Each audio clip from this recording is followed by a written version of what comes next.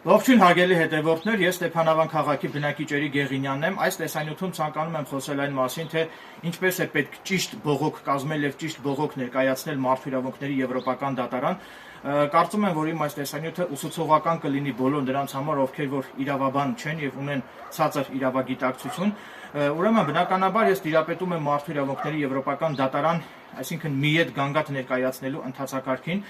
Եվրոպական դատարան գանգատ ներկայացնելու համար նախ եւ առաջ պետք է սպառել ներպետական դատական այցանները, այսինքն պետք է բողոքարկել սկզբից վերաքննիչ դատարան, այնուհետև վճռաբեկ դատարան եւ վճռաբեկ դատանի կողմից որոշում կայացնելուց հետո, այսինքն վճռաբեկ դատանի որոշումը ստանալուց հետո 4 ամսվա ընթացքում դուք իրավունք ունեք գանգատ ներկայացնել Մարդու իրավունքների Եվրոպական դատարան։ Այսինքն նաև ցանկանում եմ նշել, որ Մարդու իրավունքների Եվրոպական դատարան բողոքը պետք է ուղարկեք պարտադիր հայփոստի միջոցով,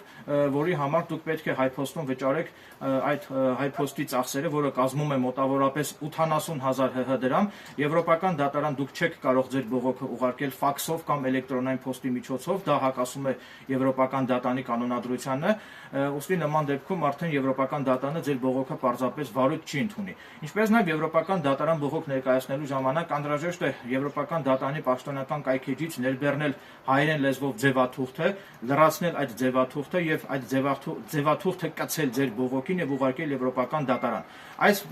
պահանջը չպահպանելու դեպքում, այսինքն ձևաթուղթը ձեր բողոքին չկցելու դեպքում Եվրոպական դատանը ձեր բողոքը վարույթ չի ընդունի։ Եվրոպական դատան ուղարկվող ձեր բողոքը դուք կարող եք շարադրել հայերեն լեզվով, սակայն Եվրոպական դատան ուղարկվող բողոքը պետք է ձեռագիր չլինի, այսինքն ձեռագիր պետք չէ գրել, այսինքն ձեր բողոքը պետք է պարտադիր տպագրված լինի, համակարգչով տեքստը պետք է տպագրեք եւ տպատառ տեսքով ձեր բողոքը ուղարկեք Եվրոպական դատարան։ Իսկ Եվրոպական դատանի կողմից ձեր բողոքը ենթադրենք մերժվելու դեպքում դուք արդեն իրավունք ունեք բողոքարկել մեծ պալատ։ Նաև նշեմ, որ Եվրոպական դատանը գտնվում է Ֆրանսիայի Ստրասբուրգ քաղաքում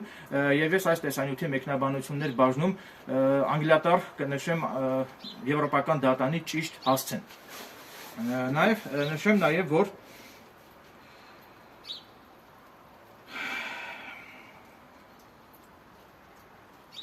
պարտադիր պետք է ներպետական դատական այցանների կողմից ձեր նկատմամբ խախտված լինի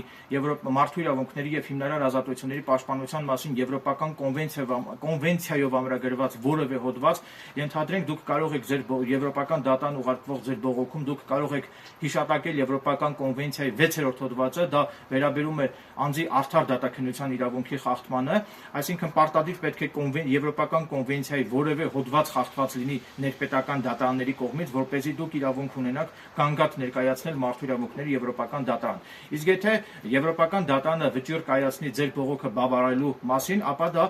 նոր ի հայտ եկած հանգամանքի հիմքով դա կարող է հիմք հանդիսանալ, որպեսզի Հայաստանի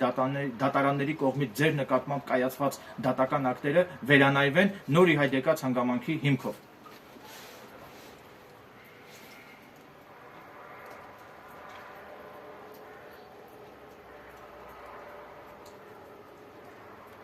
Նաև նշեմ, որ Մարդու իրավունքների Եվրոպական դատան ուղարկվող ձեր բողոքին պարտադիր պետք է կցվեն Հայաստանի դատանների կողմից կայացված բոլոր դատական ակտերի պատճենները, նույն առաջին այցանի դատանի կողմից կայացված դատական ակտը, վերաքննիչ դատանի կողմից կայացված դատական ակտը, վճռաբեկ դատանի կողմից կայացված դատական ակտը որոշումը եւ մի շարք այլ վերաբերելի փաստաթղթեր։ Հավելեմ նաև, որ Մարդու իրավունքների Եվրոպական դատանի պաշտոնական կայքում հնարավոր է լեզուն փոխել եւ ընտրել հայերեն լեզուն, որպեսզի դուք հնարավորություն ունենաք Եվրադատանի կայքում առկա փաստաթղթերն ընթերցել եւ տպել հայերեն լեզվով։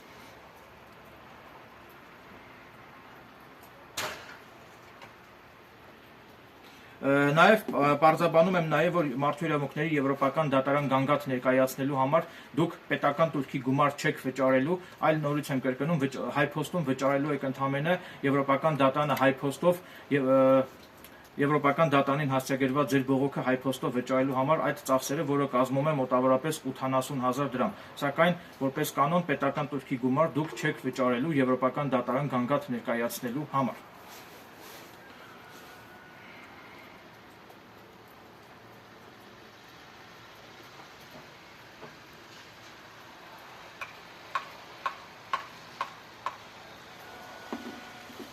Ամփոփելով իմ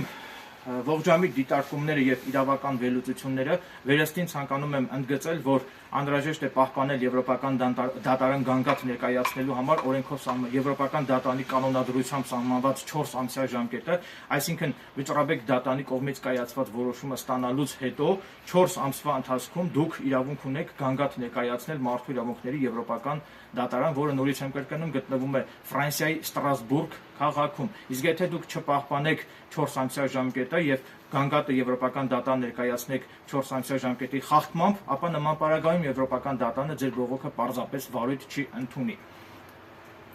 Այսքանը, շնորհակալություն ուշադրության համար,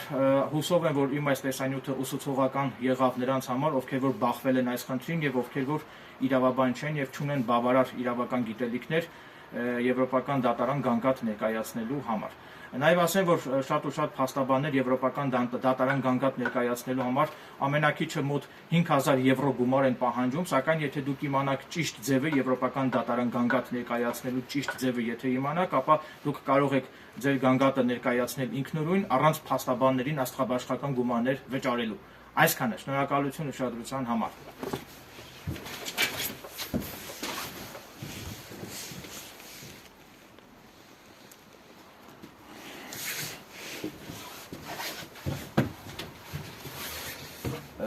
Ներողություն, վերջում ցանկանում եմ հավելել նաև, որ Էրիկ Եղինյանս փաստաբան չեմ հանդիսանում, իրավաբան չեմ հանդիսանում,